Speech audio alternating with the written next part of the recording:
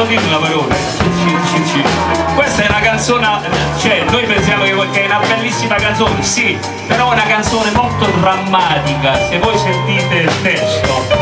Lui ammazza la moglie, perché l'ha trovata in casa con l'amante, ecco che parlo di questo. Noi l'abbiamo cambiato un po'.